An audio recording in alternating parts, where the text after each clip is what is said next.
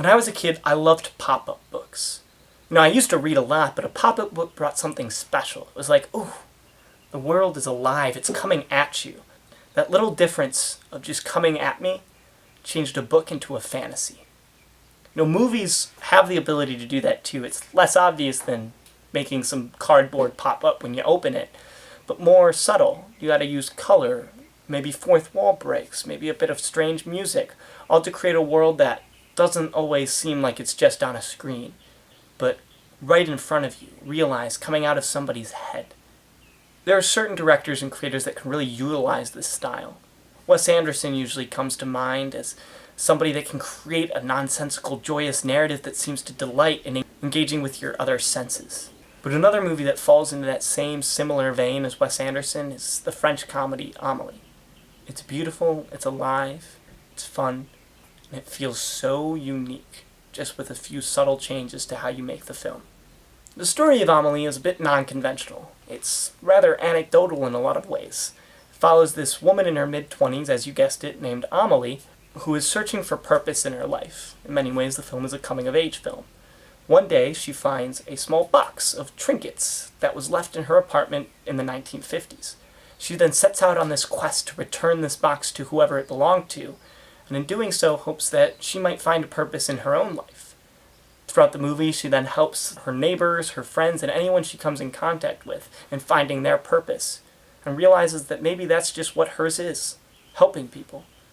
It's cute, it's fun, makes you wish you could just jump in there with her and help her too. This weird, nonsensical story almost feels like a Roald Dahl or Dr. Seuss book, where the characters at the beginning find out that they had what they wanted all along. And that's exactly what Amélie's trying to do. It creates this storybook feeling. Everything from the music to the color saturation is working in tandem to create this storybook identity. The acting as well is superb.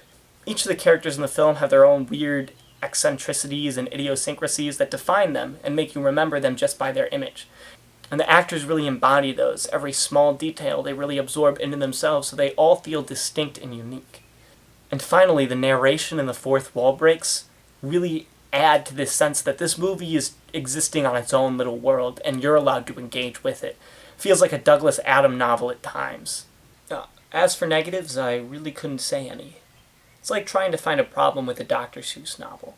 Yeah, the narratives might not be the strongest and the characters aren't always acting sensibly, but it's all about the adventure and the story behind it. It just feels like such a complete package. Trying to find a negative is like trying to poke a hole in a balloon. If you find one, it might just pop. As for highlights, though, there are plenty of those, but my number 1 and 2 things are the music and production design.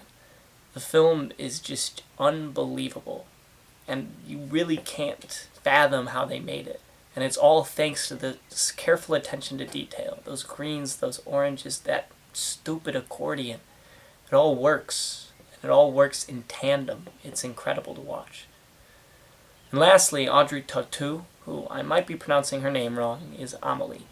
And she is perfectly cast. There are 2 types of actors to me. One that can fit in plenty of roles, and it's really actually hard to see the real person behind the actor. Look at Gary Oldman. You see him in so many roles so many times that I don't have any idea who Gary Oldman is. Or there's the other type of actor. Look at Roberto Benigni in Life is Beautiful, who can perfectly play one role, and that's it, because that's them. I don't know about Audrey Tautou, but it seems like that's her in Amélie. It's like they took all the manic pixie dream girl out of Zooey Deschanel and dropped it into a single person. It's breathtaking. If you want to find a movie like Amélie, please tell me, because I would too, but the best I can say are probably Wes Anderson's movies, because he really likes to create the storybook, symmetrical design that makes it feel like it lives in another world. Or if you want something that's more romantic comedy, partially storybook but partially realized, more along the lines of Amélie, give Brian Fuller's Pushing Daisies a try. Overall, most feel-good movies are pointed towards children. They don't look at the problems that you need to address later in life. It's all about feeling good when you're young. Amélie addresses the fact that not all adults feel good, and maybe we do have a purpose out there after all.